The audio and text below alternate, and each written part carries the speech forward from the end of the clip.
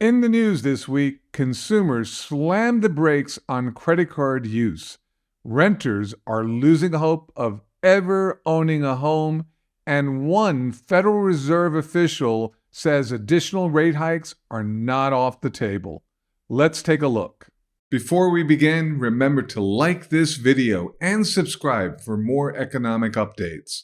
In a speech delivered at a Beverly Hills conference on Tuesday, Minneapolis Fed President Neil Kaspari raised what he feels is a very real possibility the central bank won't make any interest rate cuts before the end of 2024. Kaspari said that in order to support a rate cut, I would need to see multiple positive inflation readings, suggesting that the disinflation process is on track.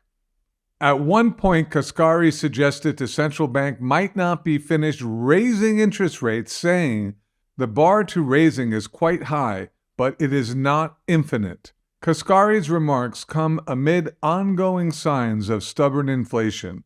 In March, the annual Consumer Price Index accelerated for the second month in a row and now sits at 3.5%, still way above the Fed's 2% target level.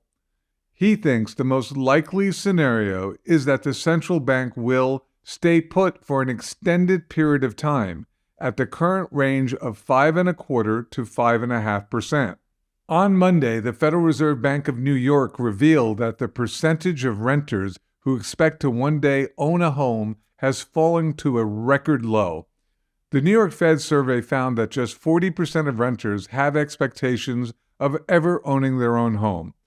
That's down from 44% a year ago, and the lowest that figure has been since the survey was first conducted. Perhaps one reason for the record pessimism has to do with consumers' outlook for mortgage rates. Other results from the survey found that households expect to see mortgage rates at 8.7% 1 year from now and at 9.7% in the next 3 years. In other news from the Fed this week, the central bank reported on Tuesday that consumer credit barely budged in March, rising at a seasonally adjusted annual rate of just 1.5%. That's a sharp deceleration from February's upwardly revised rate of 3.6%. As small as the increase was, it does mean total outstanding debt, exclusive of mortgages, reached a new record high of $5.058 trillion, up from $5.052 trillion in February. The much smaller gain in March was attributed to a small increase in credit card borrowing by just 0.1%, an enormous drop-off from the near 10% increase seen in February. Some analysts suggest that the sharp retreat in credit card borrowing could be a red flag, but that more data is needed before any conclusions about the stability of the consumer can be drawn. Also this week, the Census Bureau reported that U.S. wholesale inventories dropped by 0.4 points in March, matching the estimate. The data confirmed that inventory investment held back economic growth in the first quarter.